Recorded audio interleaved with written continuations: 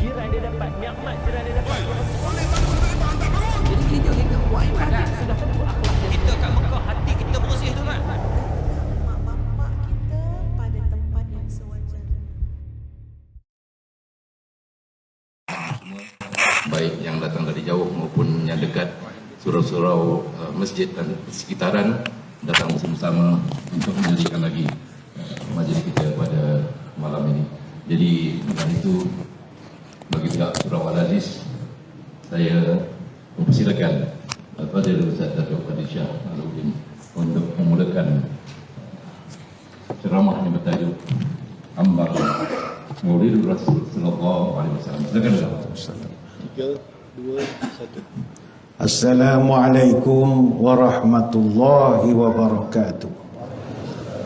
Bismillahirrahmanirrahim. Alhamdulillah. Alhamdulillahi hamdan katsiran tayyiban mubarakan fihi kama yanbaghi li jalali wajhikal karim wa li 'azimi sultanik. Aku kena slow volume. Dia melantur suara. Oh, speaker Allahumma salli ala Sayyidina Muhammadin abdika wa rasulika nabiyil ummi wa ala alihi wa sahbihi wa sallim. Lawaitu ta'alluma wa ta'lim wa tazakkura wa tazkir wa naf'a wal intifa' wal ifadah wal istifadah wal hasa ala tamassuki bi kitabillah wa sunnati rasulih wa du'a ilal huda wa dalalah alal khair ibtigha'a wajhillah wa mardatihi wa qurbihi wa thawabihi lillahi ta'ala. Allahumma raddina biqada'ika wa sabbirna ala bala'ika wa auzi'na syukra ni'maika. Ya Allah, jadikan kami redha menerima takdirmu, jadikan kami sabar menerima ujianmu, dan bimbinglah kami untuk sentiasa syukur kepada nikmatmu. Terima kasih yang berusaha, Tuan Pengacara Majlis, yang saya hormati para pegawai, ahli-ahli jawatan kuasa dan juga sukarelawan Surau Al-Aziz, Perumahan Rakyat Satu Malaysia ataupun Prima, Presiden 11 Putrajaya.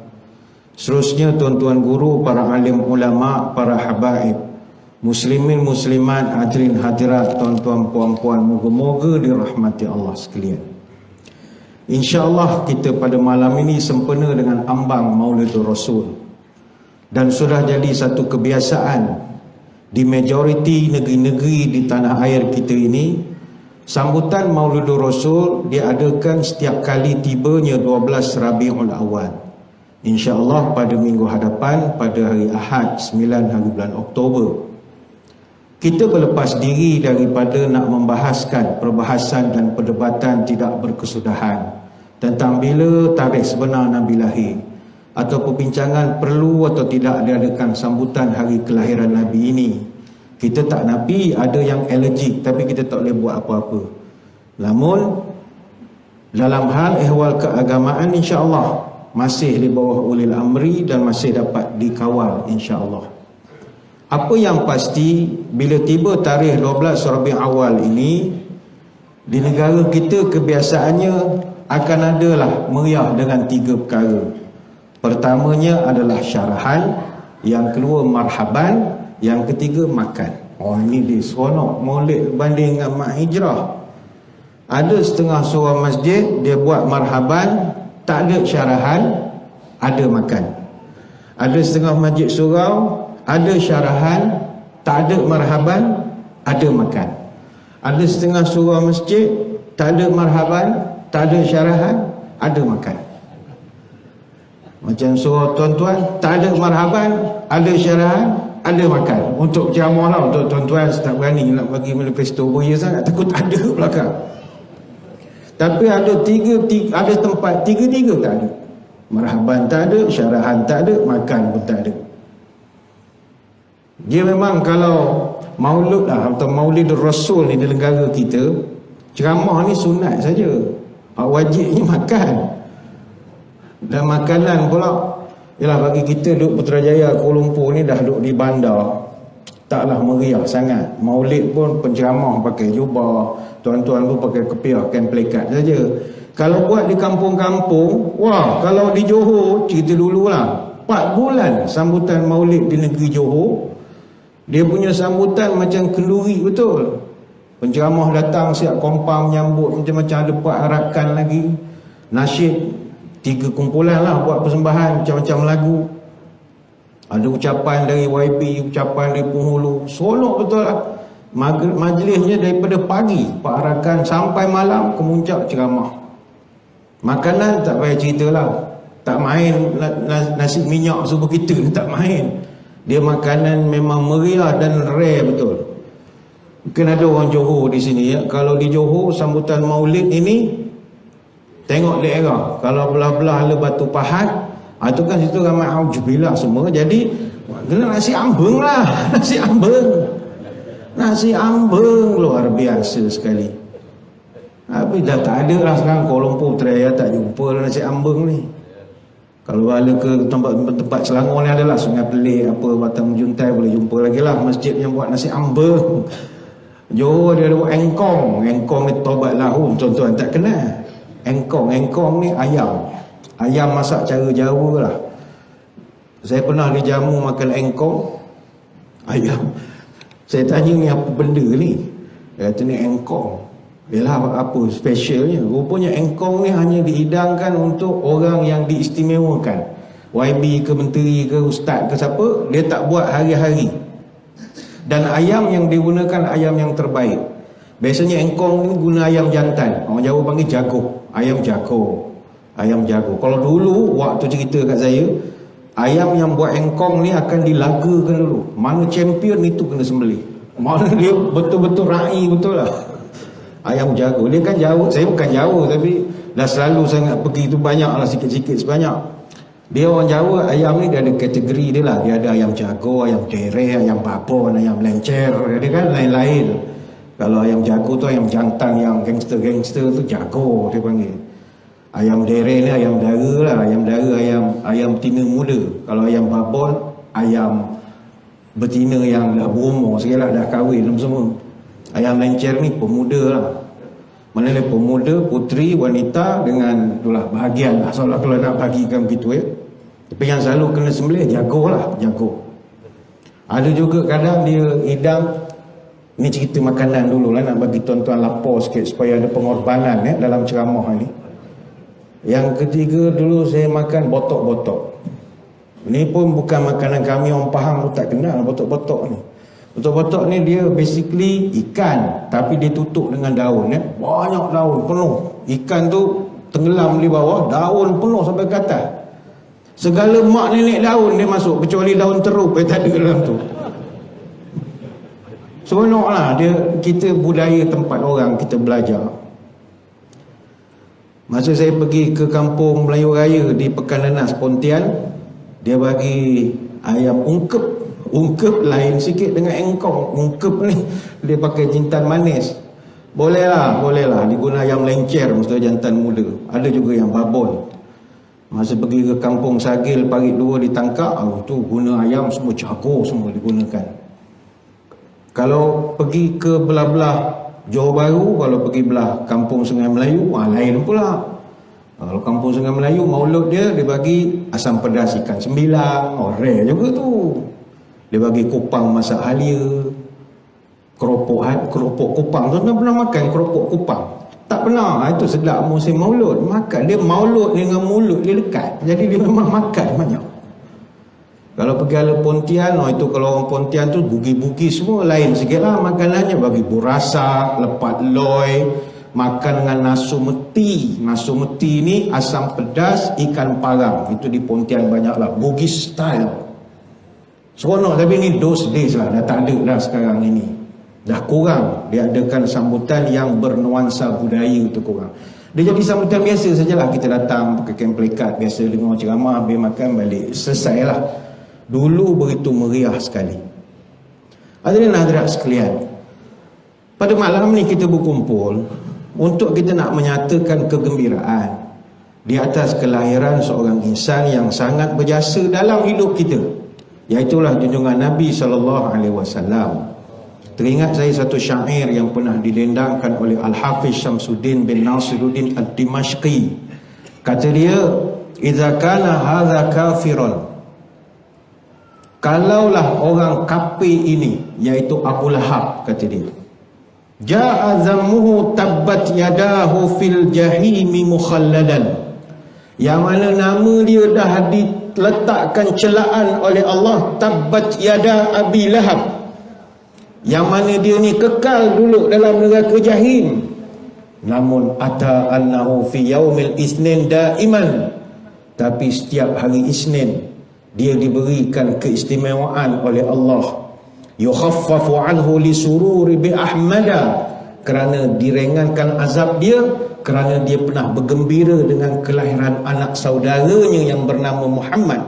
Famazanna bil abdil ladzi tula umruhu, maka engkau bayangkanlah apa pandanganmu ganjaran dan pahala yang menanti seorang umat yang mencintai nabinya sepanjang usia. Bi ahmada masruran wa mata muwahhidan, sepanjang usia mencintai nabi dan mati dalam tauhid yang sempurna. Abu Lahab itu memang dapat celaan dalam Quran, tabbat yada Abi Lahab wa tabb. Tetapi setiap hari Isnin diringankan seksaan dia. Apa sebab? Kerana dia pernah happy sangat ketika dapat anak saudara yang nama Muhammad. Dan ini bukan cerita rekaan, sabit dengan satu hadis daripada riwayat Urwah radhiyallahu anhu. Wa Suwaibatu maulatun li Abi Lahab, kana Abu Lahabin a'taqaha fa'arda'atin Nabi sallallahu alaihi wasallam. Falamma mata Abu Lahab uriyahu ba'du ahlihi bisyarri hibatin. Qala lahu madza laqita?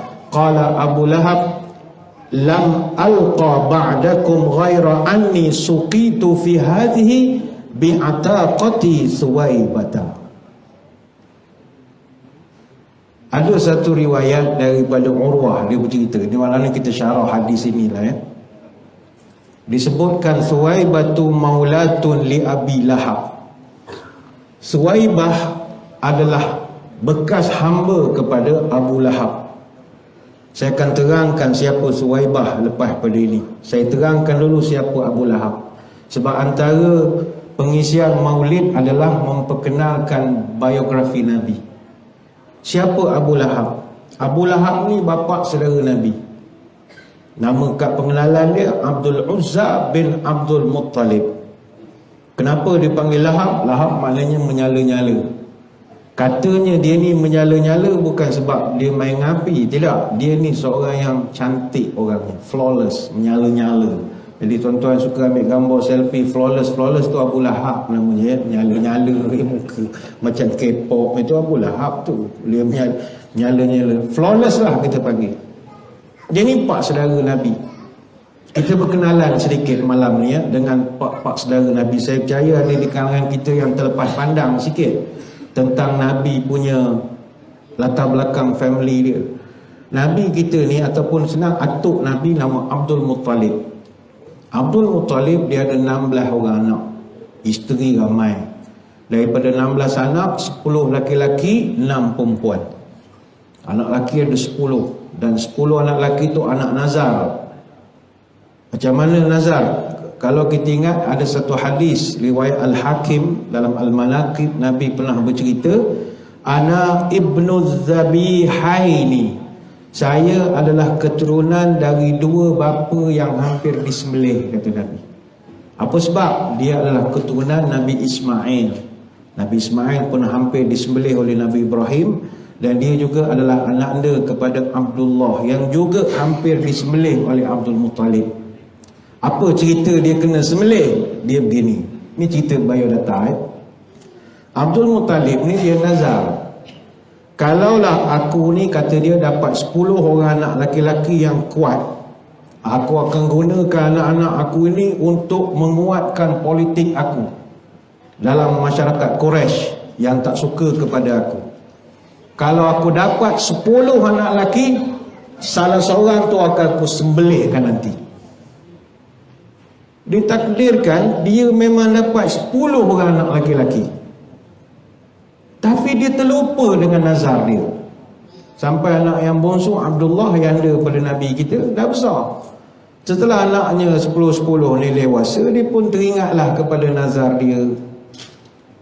Orang Arab dia pegang janji, kalau dia kata nak sembelih, dia sembelih. Masalah Abdul Muttalib tak tahu nak sembelih siapa. 10 anak lelaki semuanya cantik-cantik. Maka apa dia buat? Dia tulis nama semua 10 orang anak lelaki-lelaki. Yang lelaki-lelaki saja, yang 6 orang perempuan dia tak usik. 10 nama anak lelaki-lelakinya tu dia tulis pada kertas dan dia balutkan pada anak panah. Dia masuk dalam satu bekas, dia kocak-kocakkan bekas itu macam nak keluarkan mana panah yang ada nama. Kemudian dia bawa bekas itu pergi kepada patung Hubal. Masa itu di keliling Kaabah banyak berhala. Orang Arab masa tu dia Tuhan dia yang besar-besar, Lata, Uzza, Manat. Ada juga Hubal. Hubal ni dewa bulan lah. Kalau nak faham mudah, dewa bulan. Selepas anak panah itu dikocok-kocokkan, keluar nama Abdullah, anak paling bongsu. Abdul Muttalib ni dia firm. Dia heret Abdullah, bawa pergi depan Kaabah. Memang dia dah standby nak sembelih. Tapi saudara mara sebelah isteri dia daripada Bani Makhzum datang halang. Kata, apa nak bunuh anak sendiri ni? Kata, aku dah berjanji. Dah tak boleh ejah lah ke? Tak boleh, ni janji. Ginilah bang, kami cadangkan abang bawa masalah ni, jumpa satu orang pawang dukun. Ni dukun perempuan, champion betul dia bab-bab meramal-ramal ni. Jadi kami cadangkan abang jumpa dengan dia lah, dukun perempuan. Jadi pendek cerita, bawa lah jumpa dukun. Dukun itu bila dia tengok-tengok, dia katakan beginilah, dia arahkan untuk undikan Abdullah dengan gantian 10 ekor unta. Caranya begini, setiap kali dikocok atau dikocakkan, kalau keluar nama Abdullah, maka dia mesti sembelih 10 unta. Repeat sampai keluar unta punya tulisan. Dia dah tambahkan Abdullah unta, Abdullah unta, Abdullah unta. 10 kali dia buat, semua keluar nama Abdullah. Mana dah 100 ekor dia kena sembelih. Dia kata, habis aku macam ni. Kali yang ke-11 dia goyang, pup, keluar nama unta. Berhentilah, dia sampai nak keluarkan unta tu saja. Jadi akhirnya selepas 100 ekor unta dia dah gantikan, dia pun sembelih sebagai ganti kepada ayahanda Nabi Abdullah. Itu yang sebab Nabi kata, ana ibnu zabihaini, aku anak dua bapa yang hampir disembelih. Atuk dia pun sembelih lah 100 ekor unta. Dia kerana gembira, kerana tak perlu mengorbankan anak lelaki kesayangan dia, dia pun terus segera menikahkan Abdullah dengan Aminah. Aminah ni seorang wanita yang tinggi nasabnya dalam suku Quraisy, wanita terhormat. Daripada pasangan suami isteri inilah lahirlah junjungan mulia Nabi Muhammad sallallahu alaihi wasallam. Itu yang menarik cerita sejarah Nabi ni. Malam ni kita kongsi sejarah Nabi sikit ya. Puan ada cerita Mat Kilau tu, ada cerita sejarah Nabi pula. Saya nak kongsi pasal pak saudara dan mak saudara Nabi. Saya ingat ini mungkin satu knowledge baru bagi setengah daripada kita. Pak saudara, mak saudara Nabi ni ada ramai. Dan kalau tuan-tuan tengok sejarah dia, rupanya dia orang ini semuanya menjadi orang hebat, keturunan mereka. Pak saudara Nabi ada 10 orang, mak saudara ada 9 orang, 10 tu bapa dia. Mak saudara ada 6 orang. Pak saudara Nabi dia punya yang sulung, Pak Long dia, nama Al-Harith. Ni Pak Long dia. Nombor 2 Az-Zubair. Lepas tu perempuan, lepas tu yang lelaki Dirar, Muqawwim, Abdul Manaf. Abdul Manaf ni nama kat pengenalan lah, nama panggilan Abu Talib. Lepas daripada Abdul Manaf, adik dia Abdul Uzza. Siapa Abdul Uzza? Abu Lahab. Pak saudara betul, bukan pak saudara sabit. Lepas tu pak saudara Nabi siapa lagi? Abbas dan Hamzah radhiyallahu anhuma. Ini sahabat dan pak saudara. Dan ayah Nabi yang ke-10 Ada seorang lagi namanya tak diketahui oleh para ulama. Ada yang mengatakan namanya mungkin Abbad, tapi tidak pasti. Pak saudara Nabi ada 10, mak saudara ada 6. Baidah, Umaymah, Urwah, Atikah, Birrah dengan Sofiyah. Bapa saudara, mak saudara Nabi ni pun somebody juga. Saya ambil contoh Pak Long Nabi nama Al-Haris bin Abdul Muttalib. Ni Pak Long dia. Al-Haris ini dia ada beberapa orang anak. Antara anaknya adalah Al-Mughirah. Termasuk juga anak dia nama Naufal, yang ketiga nama Abdullah. Mughirah ni mungkin tuan-tuan tak pernah dengar nama, tapi tuan-tuan pernah dengar Abu Sufyan. Abu Sufyan tu anak Al-Haris. Abu Sufyan yang selalu berlawan dengan Nabi selama 20 tahun tu sepupu Nabi. Anak Al-Haris, anak Pak Long dia. Barulah kita nampak dia punya cerita. Oh begitu, oh begini, oh begitu. Pak saudara dia Al-Haris itu. Pak saudara Nabi yang kedua, Pak Ngah Nabi nama Az-Zubair. Az-Zubair bin Abdul Muttalib. Az-Zubair ni dia panglima perang Bani Hashim. Dia memang panglima perang. Dia pernah memimpin peperangan Al-Fijar yang berlawan antara puak Quraisy dengan Hawazin. Kalau rujuk kepada sirah, Nabi masa muda pernah terlibat dalam peperangan itu, tapi tugasan Nabi, pak saudara dia suruh dia kutip anak panah saja. Jadi Nabi masa muda dia dah ada pengalaman pergi ke medan perang. Pak saudara dia nama Az-Zubair. Yang ketiga, mak saudara Nabi. Yang nombor 3, ada setengah tempat panggil nombor 3, ada yang panggil Mak Lam, ada yang panggil Mak Uda. Lantaklah tuan-tuan, jangan panggil nama dah lah. Kau ajar pula mak saudara panggil nama. Kita ada gelaran lah, Mak Lam ke Mak Uda, begitulah. Mak saudara Nabi yang ketiga namanya Baidah binti Abdul Muttalib. Baidah ni, ini seronok. Baidah ni adalah nenek kepada Uthman bin Affan radhiyallahu anhu. Sebab mak kepada Uthman adalah anak kepada Baidah. Dia pusing-pusing gitu saja. Mak saudara Nabi yang paling bongsu, maksu dia lah, namanya Sofiyah binti Abdul Muttalib. Maksu dia. Sofiyah ni dia adik-beradik seibu sebapa dengan Hamzah radhiyallahu anhu, pak saudara Nabi. Abdul Muttalib ramai isteri. Jadi Sofiyah dengan Hamzah ni satu mak, satu mak. Mak dia nama Halah binti Uhaib. Sofiyah ni dia pernah kahwin dengan satu orang, kemudian berpisah, kemudian dia kahwin dengan satu orang yang terkenal namanya Al-Awwam bin Khuwailid. Bila sebut Khuwailid, tuan-tuan tahu lah adik-beradik siapa? Awwam bin Khuwailid, adik-beradik Siti Khadijah. Dia pusing-pusing situ sajalah. Dia kahwin dengan adik-beradik Siti Khadijah, dapat 2 orang anak nama Az-Zubair dengan As-Sa'id. Zubair panglima Islam. Pusing-pusing situ saja. Ada, tapi mak saudara atau maksu Nabi ni, Safiyah ni kering. Orang perempuan tapi berani. Berani betul.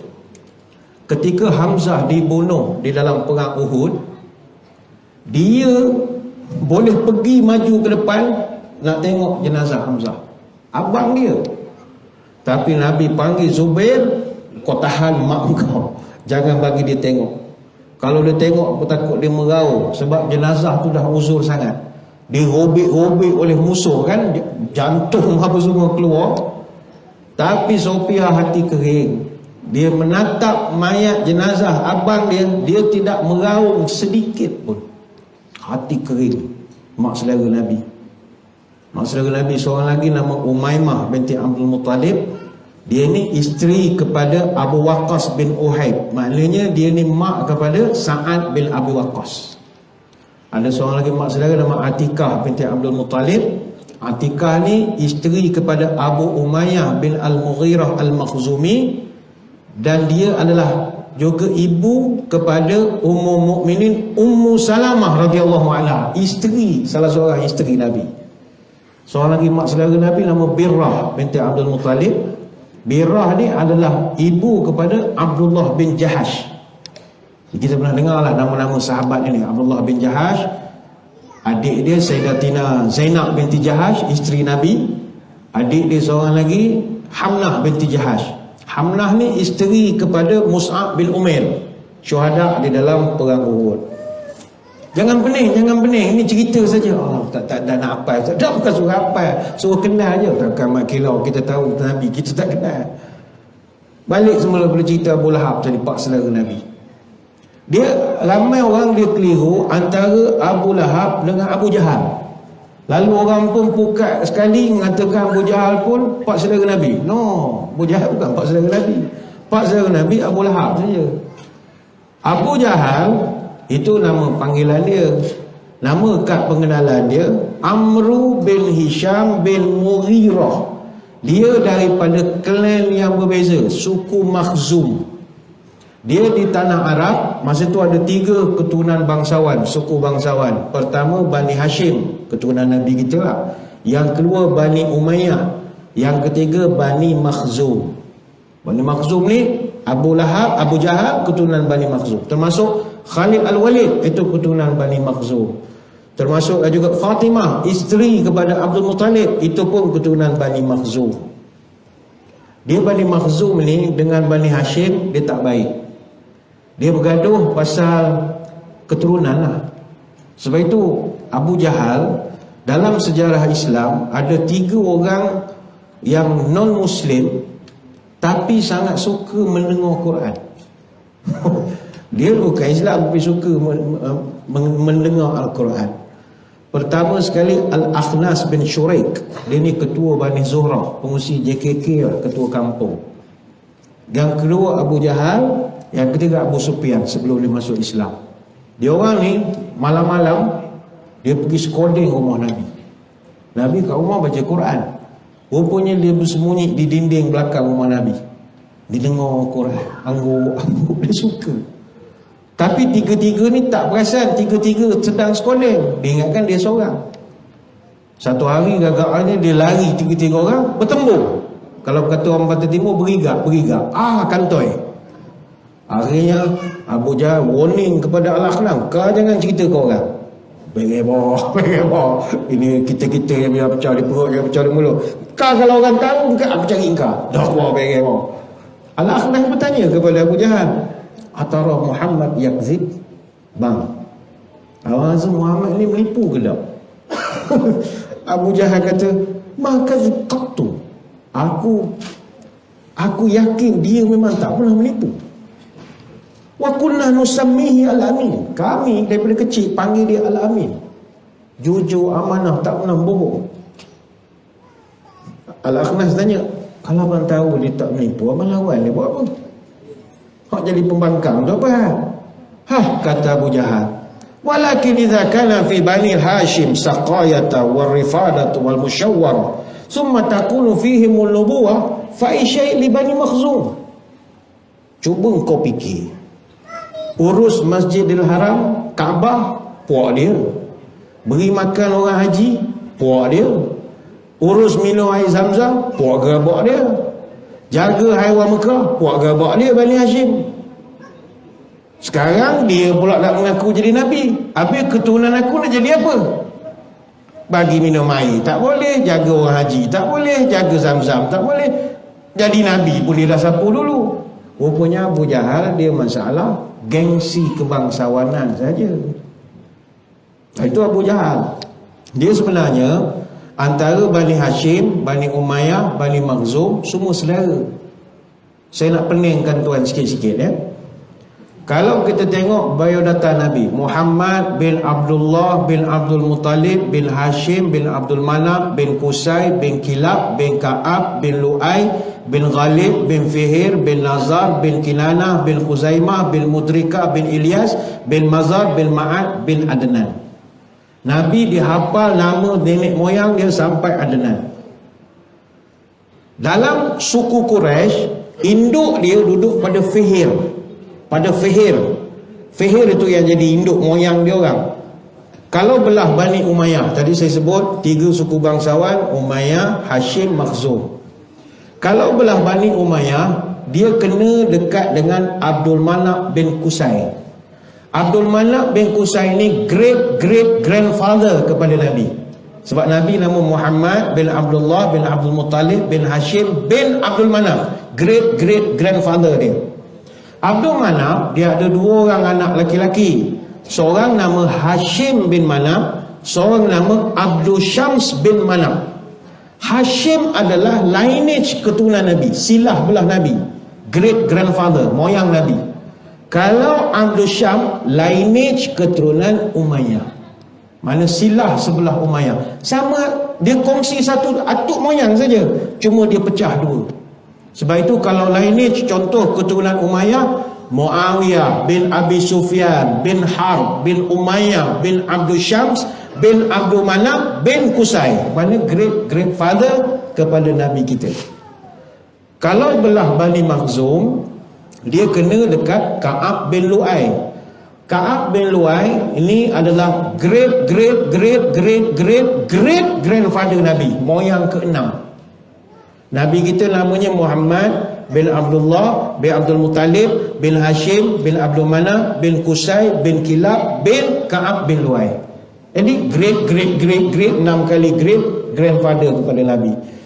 Ka'ab bin Lu'ay dia ada 3 orang anak, Hushaish bin Ka'ab, Adi bin Ka'ab, Murrah bin Ka'ab. Murrah ada 3 anak, Kilab bin Murrah, Ta'im bin Murrah, Yaqazah bin Murrah. Kilab bin Murrah dia ada anak nama Qusay bin Kilab. Qusay bin Kilab great grandfather Nabi Muhammad bin Abdullah bin Abdul Muttalib bin Hashim bin Abdul Manaf bin Qusay bin Kilab. Yaqazah bin Murrah adik dia dapat anak nama Makhzum. Jadi tu keturunan Makhzum. Jadi it runs in the family. Dia pusing, semua asalnya adalah bersaudara. Sebab itu pelajaran, sebelum saya ulas lebih lanjut, pelajaran untuk kita adalah jagalah hubungan keluarga, tuan-tuan. Ramai anak muda sekarang kalau tanya nama dia, moyang dia, dia tak tahu nama apa. Adik nama siapa? Sekian bin sekian. Lepas tu tak tahu dah ustaz, sampai 3 saya tahu. Kenapa tak tahu semua? Bapak saya tak tahu siapa moyang dia. Macam mana saya nak tahu? Jangan. Kalau kita nak ikut sunnah Nabi SAW, kena jaga lineage kita. Mentara ada mamak saudara, atuk saudara masih hidup, pergilah jumpa, catatkan kita ni keturunan mana, bin apa. Saya takut esok cucu cicit kita dia dah tak tahu moyang siapa. Awak keturunan apa? Tak tahulah ustaz, orang asli juga saya ni. Sampai begitu pula esok dah tak tahu keturunan. Padahal kita ada yang daripada Pagaruyung, ada daripada Bugis, Jawa, dah putus. Nabi dia sangat jaga dia punya lineage keturunan dia. Sebab itu dia boleh sebut nama dia sampai moyang yang ke-12 dia boleh sebut. Ada satu peristiwa pernah berlaku di dalam peperangan Hunain. Saya ingat yang ni saya akan terangkan kemudian sebab kita nak masuk azan Isyak. Jadi saya kira kita berhenti dulu seketika untuk memberi laluan kepada azan Isyak. Jadi tuan-tuan semua jangan ke mana-mana, kita akan kembali lagi selepas ini.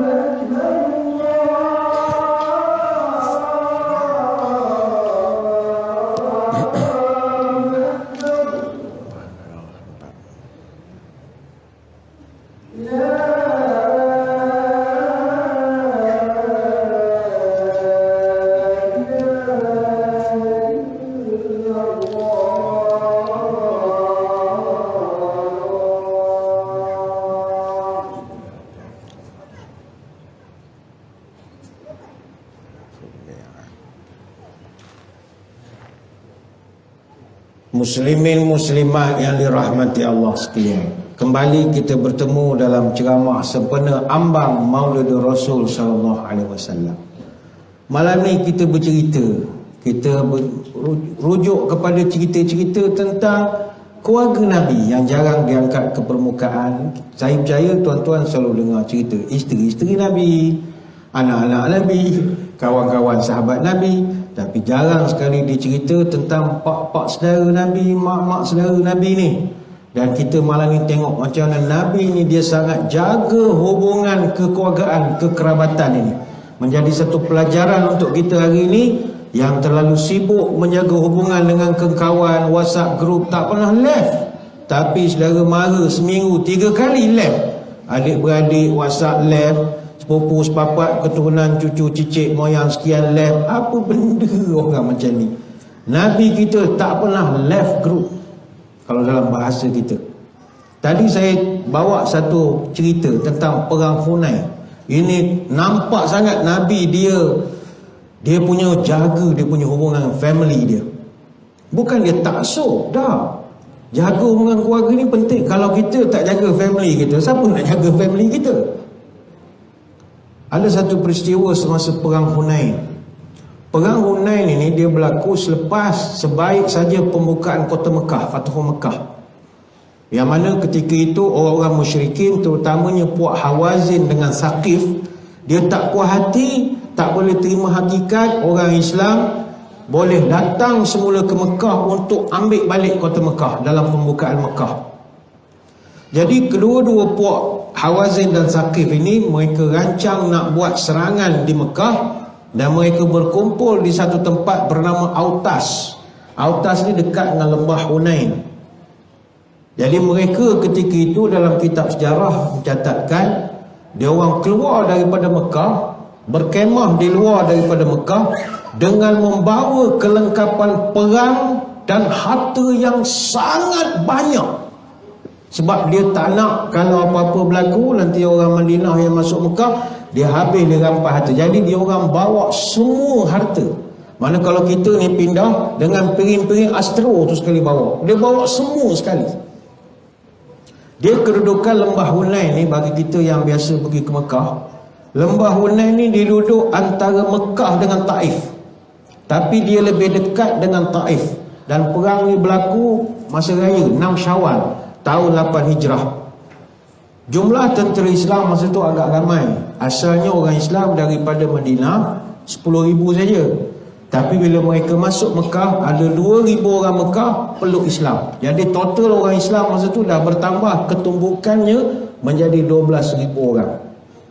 Tentera orang-orang daripada musyrikin Mekah lebih ramai, 20,000. Tapi orang Islam ketika itu bila tentera ataupun orang Islam dah bertambah daripada 10 menjadi 12, akhirnya jadi sombong, overconfident. Yalah, dah bertambah 2,000.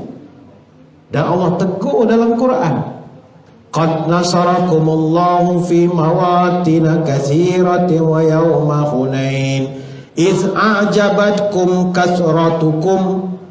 Allah Ta'ala sebut sesungguhnya Allah telah menolong kamu mencapai kemenangan yang banyak dalam medan perang, termasuk medan perang Hunain, yaitu ketika iz a'jabatkum kasratukum, ketika kamu ujub dengan jumlah kamu yang ramai itu. Allah Ta'ala tegur, kau orang baru rasa dapat sokongan dari kaum B, terus rasa samsi. Jangan gitu. I got numbers. Apa number? Tak boleh gitu. No, you jangan sombong. I got numbers. Nombor tak ada apa. Tu ujub namanya. Ketika dia orang overconfident, musuh rupanya pakai senjata yang agak canggih. Dia panggil manjanik. Manjanik ni dia macam lastik besar, menyebabkan orang Islam bertempiaran lari ketika diserang oleh orang-orang daripada Hawazin dan Saqif. Ketika itu Nabi tengok orang Islam dah berpecah. Tadi korang overconfident, sekali orang pakai artileri canggih semua lari. Nabi anak jantan, dia tetap berdiri seorang. Yang lain ni dah takut senjata baru, tak terfikir ada daripada jauh boleh tembak. Biasa lawan-lawan itu saja. Nabi ketika itu dia berduduk atas kenderaan dia. Ada yang kata kuda, ada yang kata unta, ada yang kata keldai. Yang penting kenderaan, tunggangan haiwan. Ketika dia duduk di situ, yang datang support dia siapa? Di depan dia Sayyidina Ali, di kanan dia Abbas, di kiri dia Abu Sufyan, dan di belakang ada Abu Bakar dengan Omar, yang dia punya inner circle dia. Ini dia punya 69 komando dia yang tak akan lari. Dan majoriti yang ada adalah saudara mara dia. Dan Nabi telah ungkapkan satu kata-kata kepada orang kafir, Anan Nabi la kadhib. Aku Nabi, aku tak pernah menipu orang. Ana ibnu Abdul Muttalib. Ini keturunan Abdul Muttalib lah. Nabi nak kata ini keturunan anak jantan. Ini saudara aku, sepupu aku. Ni pak saudara aku. Mari sini berlawan dengan aku. Oh, Nabi dia semangat bila ada saudara mara dia. Ni Nabi, dia proud dengan keluarga dia. Bukan taksub, tidak. Kebanggaan dia, keluarga dia, keturunan dia. Orang lain lari belakang lah. Jadi bila sahabat tengok Nabi dengan 3-4 orang sepupu, ialah Ali sepupu, Abu Sufyan sepupu, Abbas pak saudara, dia kata dia 4 beranak berani nyol kita. Akhirnya mereka masuk balik dalam pasukan, dan Alhamdulillah orang Islam menang. Dan dalam pertempuran itu 6,000 musuh telah ditawan, 70 terbunuh. Dan itulah dalam sejarah peperangan Islam rampasan perang terbanyak dalam sejarah. Dalam peperangan Hunain, orang Islam berjaya merampas 24,000 ekor unta. Zaman itu dapat rampas 40,000 ekor kambing dan 4,000 wakih perak. Satu wakih bersamaan 213 gram. Maknanya orang Mekah bawa semua harta, pik deposit pun bawa semua balik. Rampas dia orang Islam balik lah. Dia panjanglah cerita Hunain ni, cerita Hunain. Yang saya nak bawakan Nabi ni, dia family. Apa-apa family kita kena jaga family kita. Kita balik semula pada riwayat daripada Urwah, cerita Suwaibah tadi. Kata Urwah, kana Abu Lahabin a'taqaha fa'arda'at Nabi SAW. Ketika Abu Lahab mengetahui Aminah melahirkan Muhammad, dia terlalu gembira sebab anak saudara. Lantas bagaimana dia menzahirkan kegembiraan dia? Dia telah memerdekakan Suwaibah. Suwaibah ni hamba kepada Abu Lahab. Dia merdekakan Suwaibah. Lantas disuruh Suwaibah ini menyusukan Nabi. Fa'arda'at Nabi SAW. Ini Abu Lahab ni sayang dia kepada anak saudara, dia gembira sangat. Itu kalau kita sebut ibu Nabi, ni cerita ibu Nabi pula. Ibu Nabi ada berapa orang? Ibu Nabi ada 8 orang. Yang kita cerita ni, ibu ni maknanya ibu kandung ibu angkat, ibu susuan. Ada 8 orang. Kita sebagai umat dia kena kenal lah. Dengan 8 ni tidak wajib kenal. Tapi yalah, kalau boleh kenal isteri mak kilau, takkan tak boleh kenal mak boleh Nabi kita. Pertama sekali, mak Nabi selain daripada Aminah lah. Aminah ni makruf. Mak yang Nabi panggil mak, Fatimah binti Asad. Siapa Fatimah binti Asad? Isteri Abu Talib, mak saudara sabik Nabi. Nabi sangat sayang pada dia, sebab dia jaga Nabi dari umur Nabi 8 tahun. Daripada Nabi darjah 2 dia dah jaga Nabi. Nabi sangat sayangkan dia, dan Nabi memanggil dia mak. Kalau tuan-tuan baca cerita Nabi dengan Fatimah, menitik air mata. Sebab dia anak yatim, ayah tak pernah jumpa, mak meninggal masa dia kecil. Padahal Fatimah dengan Abu Talib anaknya ramai, tapi dilayan Nabi tak kurang dengan anak-anak yang lain. Bahkan kalau bawa ke Mekah, orang tanya, anak saudara? Dah, anak saya. Dengan anak saya dia panggil. Anak saya. Nabi memang sayang betul kat dia, panggil mak. Wanita kedua yang menjadi mak pada Nabi adalah Ummu Aiman. Ummu Aiman ni nama benarnya Barakah binti Sa'labah. Dia ni pun Nabi panggil mak juga, sebab dia mengasuh Nabi sejak Nabi dalam perut. Nabi dalam kandungan Aminah, dia dah pun jaga Nabi. Bahkan Nabi panggil dia mak juga. Hiya ummi ba'da ummi. Dia ni adalah mak saya lepas mak saya. Ummu Aiman ni tak cantik, orang Ethiopia, Habsyah, kulit gelap Afrika. Nabi sayang sangat dia. Yalah, Nabi belum lahir dia dah kenal Nabi, daripada Nabi baby lagi.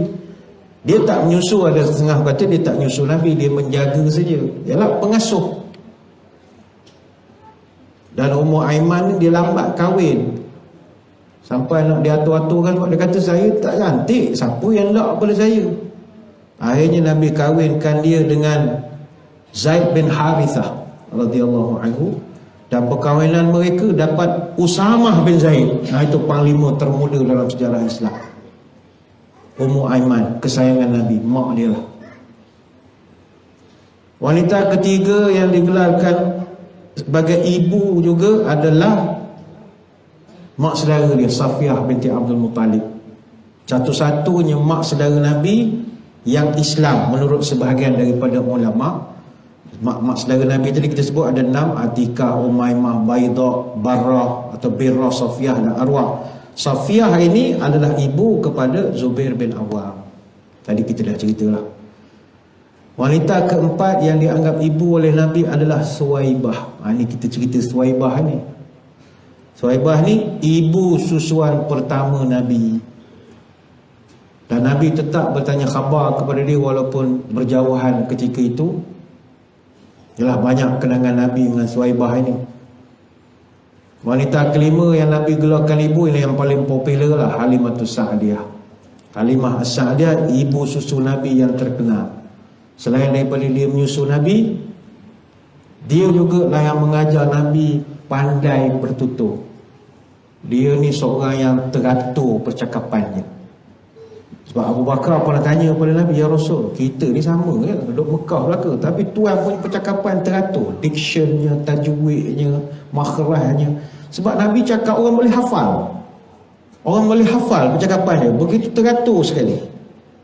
Macam mana tuan boleh dapat kelebihan? Kita duduk sekampung je. Kata Nabi, mana sekampung? Aku besar di kampung Halimatus Sa'diyah.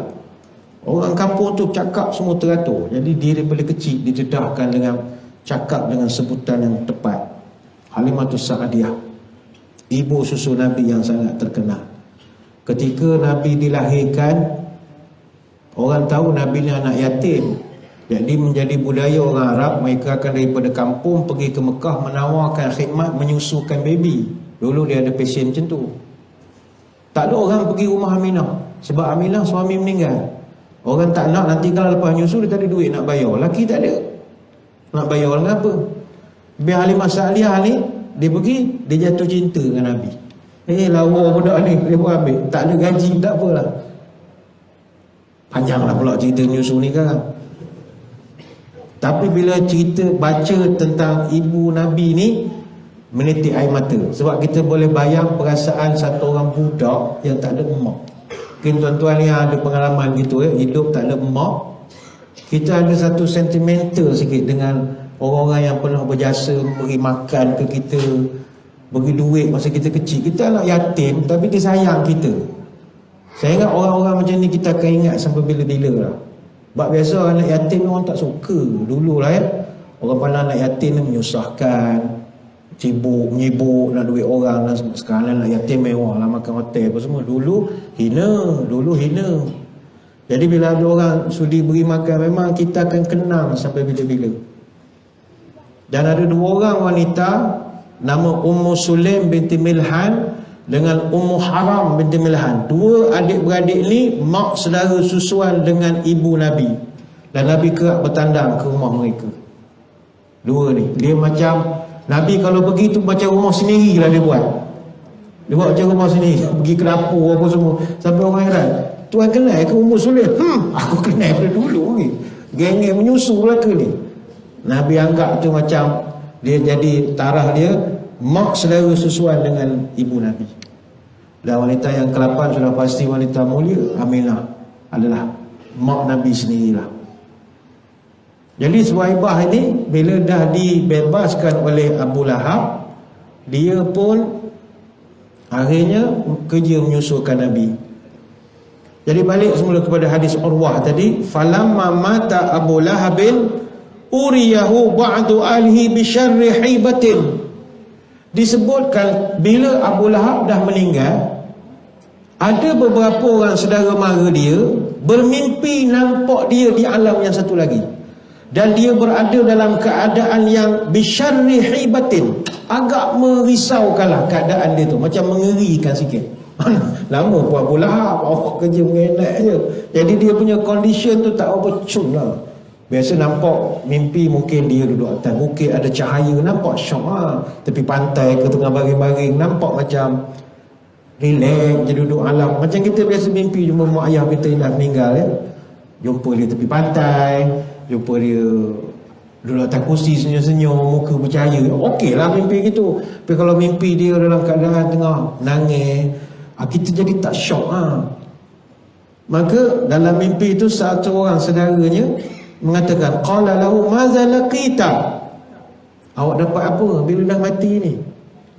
Kata Abu Lahab, lam alqa ba'dakum ghaira anni suqitu fi hadhihi bi'ataqati Suwaibata. Katanya aku sejak mati satu nikmat pun tak dapat. Apa pun tak dapat, kecuali aku diberi minum. Apa sebab kau dapat minum? Bi'ataqati Suwaibata, sebab aku pernah merdekakan Suwaibah.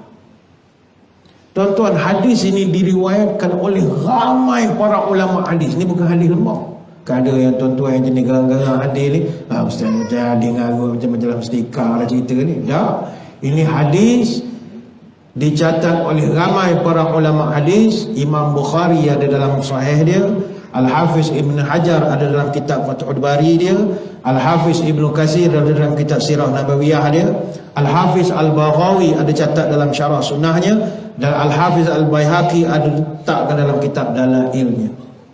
Cerita sahih. Dan kata Imam Al-Hafiz Ibn Hajar Al-Asqalani dalam kitab Ibn Katsir dalam kitab Al-Bidayah wal Nihayah, diringankan siksaan Abu Lahab adalah disebabkan dia pernah rasa gembira ketika Nabi dilahirkan. Lisururi bi Ahmada, kerana dia pernah gembira saja ketika Nabi lahir, lantas beliau telah memerdekakan hambanya Suwaibah. Maka tuan-tuan, marilah kita merenung. Kalau Abu Lahab yang hanya gembira sekali itu saja dengan kelahiran Nabi diringankan azab oleh Allah, apatah lagi kita yang cinta Nabi sepanjang usia kita. Takkanlah tak teruk pada Abu Lahab lagi. Mestilah lebih lagi kita dapat nikmat daripada Allah. Jadi ayolah saya menyeru diri saya dan tuan-tuan sekalian, jom kita cintalah Nabi. Ini masa depan kita, cinta Nabi. Di antara perkara aksiomatis dalam syariat Islam ini adalah mencintai Nabi. Dan seluruh ulama aliran apa pun, tak kira lah yang ulama sekarang ke, ulama yang salafi ke, apa juga aliran, semua sepakat wajib mencintai Nabi. Tanyalah mana-mana aliran sekalipun. Syiah tak payah cerita lah lagi, champion number one. Wajib mencintai Nabi. Bahkan mencintai Nabi adalah sebahagian daripada cabang iman dan merupakan konsekuensi daripada syahadah kita Muhammad Rasulullah. Tanpa cinta, habis. Macam kalau ada lah orang sehari dua dia kata tak boleh cinta Nabi beria sangat ustaz. Kita cinta Allah dah lah, tak mengaji. Tu mengaji tak habis. Cinta Nabi tak menjadikan kita syirik kepada Allah. Tu kena faham betul-betul. Justru itulah para ulama gigih menyusun bab-bab tentang cinta Nabi ini dalam banyak kitab-kitab. Imam An-Nawawi Asy-Syafi'i misalnya dalam kitab Sahih Muslim menyusun bab wajibnya menyintai Rasulullah melebihi dari cinta kepada isteri, anak-anak, mak bapak dan semua manusia. Ada satu bab dia. Dan bab ini duduk tengah-tengah Kitabul Iman dalam kitab Sahih Muslim yang secara implisitnya mengisyaratkan bahawa di antara cabang iman adalah cinta kepada Nabi lebih daripada cinta kepada segala-galanya di muka bumi ini. Cuma pada malam ini kita kalau sekadar mengaku cinta, bukan kena bayar pun, mengaku. Tapi pengakuan mesti ada bukti. Tanpa bukti, pengakuan tidak ada erti. Sebab itu Nabi pernah menyebutkan, "Lau yu'tan nasu bid'awahum ladda'a nasun dima'a rijalin wa amwalahum." Kalaulah manusia ini boleh kita terima semua pengakuannya, nescaya ramailah yang akan menuntut darah dan harta orang lain. Hadis Bukhari dan Muslim. Kalau kita tak ada bukti, mengaku, letih nak menengok. Ada orang mengaku dia keturunan panglima sekian-sekian, bukti tak ada, harap tanjak je besar. Bukti tak ada, mengaku, oh saya keturunan sekian-sekian, bukti tak ada, cerita. Tahu mana awak keturunan? Saya baca dalam Facebook. Berat langsung, dia punya rujukan Facebook, grup sejarah sebagai contoh. Tak boleh, kena ada bukti. Apatah lagi orang mengaku keturunan Nabi. Oh, nama saya sekian-sekian, Saripah sekian-sekian. Keturunan Nabi mesti ada dia punya jalur dia, ada ailah dia, ada dia punya family clan. Kan Said Saripah dia ada al-al di belakang, Al-Yahya, Al-Idrus, Al-Sagaf, macam-macam. Bila tanya awak al apa? Tak ada al. Mana boleh tak ada al? Said Saripah kena ada al. Kalau awak tak ada al, awak ni alkohol, mabuk agak. Tak betul langsung. Ataupun awak bukan Said keturunan Nabi, tapi Said income ni, mencari duit ni, menggunakan nama Nabi, buat Said income lah. Tak betul, tak ada bukti. Ataupun saya mengaku tanah surau ini tanah toki saya, boleh mengaku jumpa muzi ni, agak boleh pindah lah ke surau lain ya. Tanah ni tanah nenek saya. Mana bukti ustaz? Tak ada bukti, saja mengaku. Sama juga ngaku jadi Nabi, apa bukti? Ada satu nasihat yang diberikan oleh Syekh Hatim bin Ulwan Al-Assam rahimahullah. Dia ni ulama besar abad ketiga Hijriah di Khurasan, di Iran. Dia ni ulama besar tuan-tuan. Kalau tuan-tuan baca penulisan-penulisan dia ni banyak falsafah.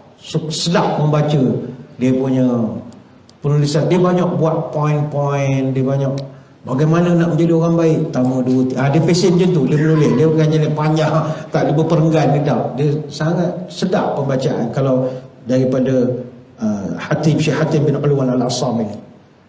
Dia Al-Assam itu dalam bahasa Arab maknanya pekak. Dia menggelarkan diri dia Syekh Hatim bin Ulwan yang pekak. Tapi bukan dia ni pekak, sebenarnya dark.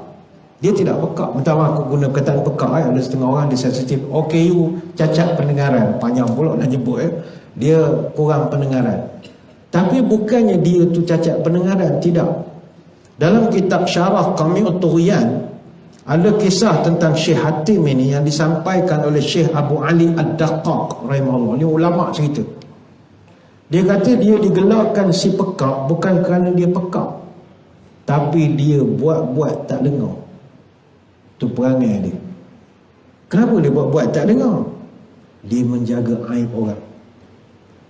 Punca dia dapat gelaran Al-Asam ini rupanya, dia pernah sekali ada satu muslimat wanita jumpa dengan dia. Rumah dia ni memang terbuka, siapa-siapa datang nak nanya hukum ke apa ke, datang dia raih lah, isteri dia buat air apa semua, datanglah orang perempuan nak jumpa dia, nak nanya hukum. Sedar orang perempuan ni cerita masalah dia, tiba-tiba ni minta maaf, sensitif sikit ya, ayat tu sensitif sikit. Tiba wanita ni buang angin. Nak sebut tak tergamuk, buang angin, keluar ada bunyi lah, ada bunyi. Aib lah orang perempuan, mana boleh public. Tapi gamuk dia pun tak perasan, nak tergelak ke nak terbatuk, sekali terkeluar semua. Boom sekali. Syekh Hatim orang yang ada maruah, dia buat-buat tak dengar padahal dia nak tergelak dah. Dia boleh beritahu kepada perempuan. Perempuan ni tengah bertanya soal, perempuan ni pun dah merah muka malu. Syekh Hatim kata, irfa'i sautik, kata dia, saya tak dengar, kuat sikit soalan. Padahal orang perempuan tu bom pun dia dengar tadi. Orang perempuan tu kata, ustaz ni tak apa dengar, mujur. Mujur, padahal dia dengar sangat. Dia sangat menjaga maruah orang. Dan Nabi kita kan pesen dia tu, tuan-tuan ingat tak? Siapa yang makan daging unta batal sembahyang, kan punca begitu. Nabi tengah mengajar, ada sahabat buang angin dalam masjid. Satu masjid bau tak sedap, semua dah pijik hidung. Siapalah buang angin. Habis ceramah nak sembahyang isyak, sahabat tahu siapa bangun pergi ambil air sembahyang, muka tu lah tadi. Jadi Nabi tahu ni sekarang kalau aku tak kontrol habis kena kutuk ni kan. Nabi ni dia bijak. Kata Nabi, kebetulan sebelum ceramah ada makan gulai unta. Kata Nabi begini, siapa makan daging unta kena ambil air sembahyang semua. Sahabat kata, ya Rasul, tuan pun makan ke tadi? Takkan Allah hukum baru pula lah, kena ambil air sembahyang. Memanglah kena ambil air sembahyang. Akhirnya semua bangun ambil air sembahyang, termasuk yang buang angin tadi. Agak dia pun pandang Nabi, kenyek mata lah, thank you ya Rasul. Agak kita pun tahu, thank you. Agak lah ya. Nabi dia pandai cover. Itu ada setengah mazhab meletakkan hukum makan daging unta batal wudu. Ada mazhab tertentu, Syafi'i tak lah, mazhab Syafi'i tak. Sebab mereka beranggapan ini bukan hukum kerana datang hukum, tapi Nabi nak menjaga aib. Ini Nabi lah. Kalau kita member rapat bantai dia kita, muka dia teruk lalu, tak ada insurans langsung. Ni Syekh Hatim gitulah, dia nak jaga aib wanita ini, buang angin depan dia. Buat tak dengar, itu dia panggil sang pekak, tapi dia tak pekak. Dia pernah beri nasihat tentang cinta Nabi, menarik nasihat dia ni. Kata dia, manidda'a arba'atan bila arba'atin fada'wahu kazibatun. Siapa yang mengaku 4 perkara tanpa adanya bukti 4 perkara, maka pengakuannya itu bohong semata-mata. Pertama, manidda'a hubballahi walam yantahi ani maharimillahi ta'ala fada'wahu kazbun. Siapa yang mengaku-ngaku cinta kepada Allah tapi masih belum mahu meninggalkan segala yang dilarang oleh Allah, maka pengakuan itu bohong sajalah. Cinta Allah tapi rasuah sapu, tak boleh. Ini bukan rasuah ustaz, rasa. Apa benda rasa? Rasuah bukan rasuah, hadiah. Dia nak juga mengambil duit sebagai contoh. Tak boleh, belum cinta Allah. Rasuah haram, confirm. Tak ada mazhab mengata dalam keadaan tentu harus. Tak ada. Haram mutlak. Jadi kalau cinta Allah, mesti tinggal segala yang Allah tak suka. Yang kedua kata dia, wa manidda'a hubban Nabi sallallahu alaihi wasallam wa karihal fuqara wal masakin fada'wahu kadzbun. Siapa-siapa mengaku cinta kepada Nabi tapi dalam hati tidak suka kepada fakir miskin, maka pengakuan itu bohong, kata dia. Jarang kita dengar biasa kita dengar orang cinta Nabi selawat. Kata Syekh Hatim, engkau mengaku cinta Nabi tapi tak cinta kepada orang miskin, berhenti je lah mengaku cinta Nabi. Yang ketiga kata dia, wa man da'a hubbal jannah wa lam yatasaddaq fa da'wahu kadzbun. Siapa yang mengaku nak dapat surga Allah tapi tak bersedekah, maka pengakuan itu bohong, kata dia. Nak masuk surga, sedekah malah kedekut. Dia ingat dengan kedekut itu boleh masuk surga ke? Tak dapat. Dan yang keempat kata dia, wa man da'a khaufun nar wa lam yantahi 'anil dhunubi fa da'wahu kadzibun. Siapa yang mengaku tak nak masuk neraka, takut dengan neraka, tapi masih lagi tidak mahu meninggalkan kerja dosa, maka pengakuannya itu juga adalah bohong. Saya tidak ulas semualah, kita di penghujung Salah satu yang dipesan oleh Syekh Hatim, kalau betul-betul kita ini cinta pada Nabi, kena sayang orang miskin. Saya ingat budaya sayang orang miskin adalah makin hilang. Kita memandang hina pula pada orang miskin. Ada setengah orang, ini contohlah, bukan nak menghina atau nak mengaibkan. Awak tak nak tolong orang susah, itu awak punya pasal. Jangan buat rakam. Mengucap sikit, awak tak baca sembahyang subuh berakaat, jangan begitu, aib. You tak nak bagi, you punya pasal. You nak torture, jangan rakam, aib dia.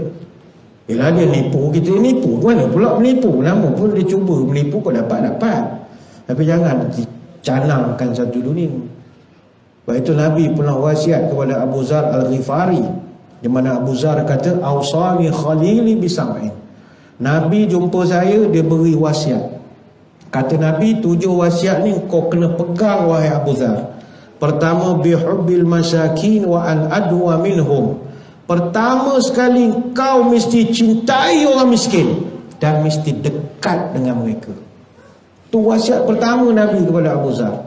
Yang kedua kata Nabi, hendaklah engkau wa an anzur ila man huwa asfalu minni wa la anzuru ila man huwa fawqi. Nabi pesan pada aku, jangan pandang orang yang lebih atas pada aku, pandang orang yang lebih bawah pada aku, supaya rasa syukur dengan segala nikmat walau sekecil-kecil pun. Yang ketiga, wa an asila rahimi wa in jafani. Sambunglah silaturahim dengan orang yang tak suka engkau. Jangan sambung silaturahim dengan orang yang memang suka engkau. WhatsApp group dengan memang kawan sekolah, kau sama belajar alumni, semua kawan kita dalam tu, memanglah silaturahim. Salam subuh di pagi hari, salam subuh pukul 6 hantar, salam maghrib, salam ahad. Cuba hantar pada sepupu yang menyampah ke engkau, pada saudara mara yang bergaduh. Tak nak hantar pula, dia hantar pada kawan memang sayang ke dia. Tak haji lah. Nabi suruh asilah rahimi wa injafani. Kau sambung silaturahim dengan orang yang tak suka dengan kau. Malah aku ustaz, aku beri salam, jawab atau tidak? Sombong lah. Sambung dengan orang memang tak suka kita, itu payah nak buat. Yang keempat, wa an uksira min la haula wala quwwata illa billah. Banyakkan membaca hauqalah, la haula wala quwwata illa billah. Yang kelima, wa an atakallam bimuril haqq. Hendaklah berkata benar walaupun benda tu pahit untuk kita terima. Yang keenam, wala ta'khudni fillahi laumatal laim. Nabi wasiat pada aku supaya jangan takut dengan celaan orang yang mencela kalau kita berada di jalan yang benar. Kau nak kutuk, kau nak hina, silakan. Yakin ajaran aku ataupun apa yang aku belajar ni betul. Peduli kalau haters akan selama-lama jadi haters. Dan yang ketujuh, wa an la as'alanna syai'a. Nabi beritahu aku, wahai Abu Zar, jangan kau termakan budi dengan orang. Minta orang tolong sampai merayu, maruah hilang. Saya tak ulas semualah. Nabi sebut yang pertama sekali adalah cintailah fakir miskin dan dekatlah bihubbil masakin wa an adwa minhum. Siapa orang miskin? Kata Abu Hurairah, Nabi pernah menyebut, laisal miskin bil hadha at-tawaf alladhi yatufuna 'ala an-nas fatarudduhu al-luqmata wal luqmatani wa tamratu wa tamratani. Orang miskin ni kata Nabi bukanlah hanya orang yang berkeliling minta kepada orang tu sesuap, minta kepada orang ni sesuap, kadang-kadang dapat sebutir kurma, kadang-kadang dapat 2 butir kurma. Bukan itu saja, kata Nabi. Sahabat tanya, famal miskin ya Rasulullah? Apa itu siapa lagi miskin ya Rasulullah? Allazi la yajidu ghinan yughnihi wa la yuftanu lahu fayutasaddaqu alaihi wa la yas'alun nasi syai'a. Orang miskin juga adalah pertama orang yang hidupnya itu tak cukup pun kecukupan dia. Tak cukup, malah gaji yang dia dapat tak mampu pun untuk nak menanggung kos kehidupan dia. Yang kedua, dia tak ada kepandaian pun untuk nak top up dia punya kekurangan itu. Mana tidak semudah kita bagi motivasi, oh kita naklah buat bisnes online, kita naklah menambah pendapatan, buka gerai burger ke apa ke. Jangan, tak semua orang. Dia ada orang dia ada limitasi dia. Dan yang ketiga, wala yas'alun nasi syai'a. Orang yang tidak mengemis kepada orang. Ini hadis riwayat Imam Muslim. Dan saya nak kaitkan salah satu golongan miskin yang kita kena jaga, ini Nabi ajar, Allah didik kita, adalah menjaga saudara mara kita yang miskin. Saudara mara kita yang miskin. Dalam Quran, tuan-tuan, Allah Ta'ala susun buat baik kepada saudara mara melebihi buat baik pada orang miskin.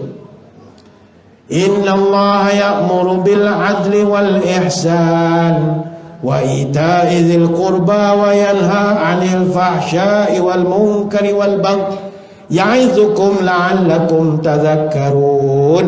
Ini suratul Nahl ayat yang ke-90. Allah suruh kamu berlaku adil dan berbuat baik, pertama kepada kaum kerabat, dan Allah larang kamu melakukan perbuatan mungkar dan permusuhan, dan dia memberi pengajaran pada kamu supaya kamu mengambil pelajaran. Ini khatib pesan tiap Jumaat. Buat baik, wa ita'izil qurba. Qurba itu kerabat. Bantu saudara engkau dulu. Dalam ayat yang lain, wa atizal qurba haqqahu wal miskina wabnas sabil wa la tubadzir tabzira. Dan berikanlah hak bantuan kepada kerabat yang dekat, kemudian kepada orang miskin dan orang yang dalam perjalanan, dan janganlah kamu membazirkan harta kamu. Surah Al-Isra ayat 26. Ini contoh sedikit je lah saya bawa. Ayat-ayat Allah meletakkan tolong kaum kerabat diutamakan sebelum tolong orang yatim dan miskin. Mungkin tuan-tuan pula tepuk dahi, pula dah ustaz, itu kan kroni namanya. Kita kenalah santuni anak yatim dan orang miskin ustaz. Apa hal nak menolong saudara mara pula? Tuan-tuan, kalau semua orang jaga saudara mara dia, tak ada orang susah. Kenapa orang miskin ada? Kerana saudara mara dia tak jaga. Cuba tuan-tuan keluar bank, ada orang minta sedekah. Cuba tuan-tuan interview, jangan buat live. Ni siap live, jangan live. Dia asal mana? Kita asal dari kampung sekian-sekian. Manusia takkan tak ada saudara mara. Takkan dia keturunan buluh betung pula dah beranak-beranak begitu, tak ada. Mana pak saudara, sepupu sepapat, adik-beradik, mak bapak, takkan tak ada. Kecuali dia daripada Rohingya, tu cerita lain.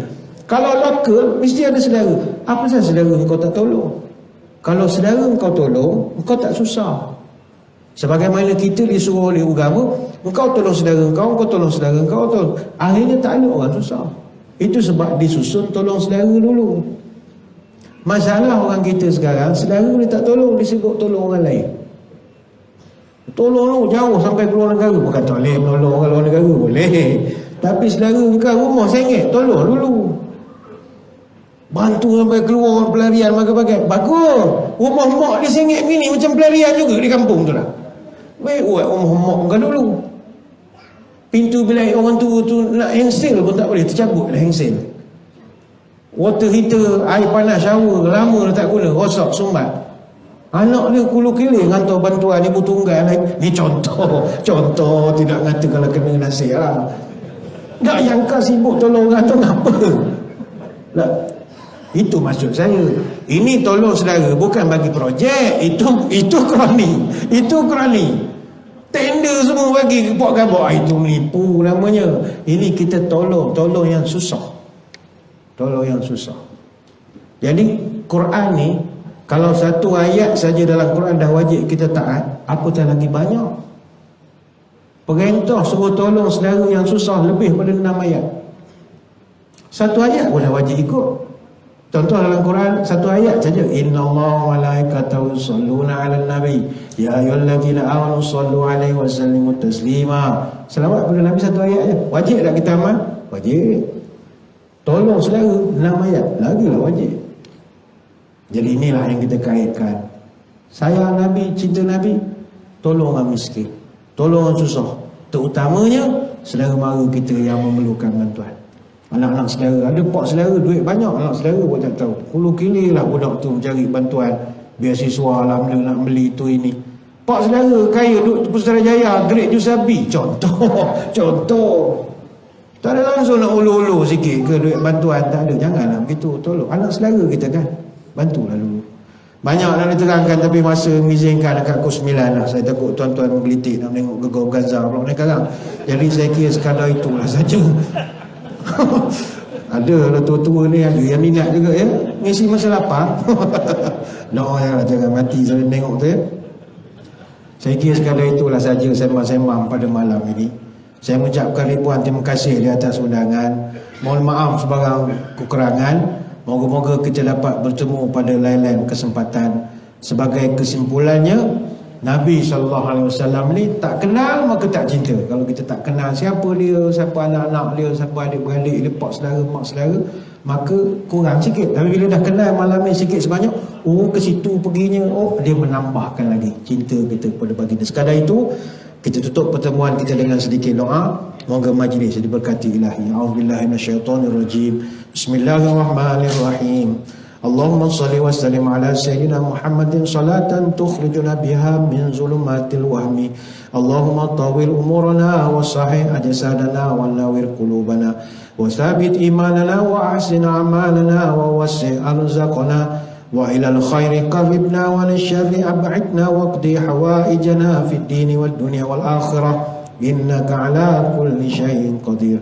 Ya Allah, panjangkanlah umur kami, sihatkanlah tubuh badan kami, terangkanlah hati kami, tetapkanlah iman kami, tetapkanlah kecintaan kami kepada Nabi, baikkanlah amalan kami, luaskanlah rezeki kami, dekatkanlah kami dengan kebaikan, jauhkanlah kami dari kejahatan, kabulkanlah segala doa kami sama ada dalam urusan agama, dunia atau akhirat. Subhanakallahumma wa bihamdika nashhadu an la ilaha illa anta nastaghfiruka wa natubu ilaik. Wa sallallahu ala sayyidina Muhammadin wa ala alihi wa sahbihi wa baraka wa sallam. Alhamdulillahi rabbil alamin. Mohon tuan-tuan mendoakan perjalanan saya balik ke Kuantan selamat pada malam ini. Wabillahi taufiq wal hidayah. Wassalamualaikum warahmatullahi wabarakatuh. Wallahu a'lam.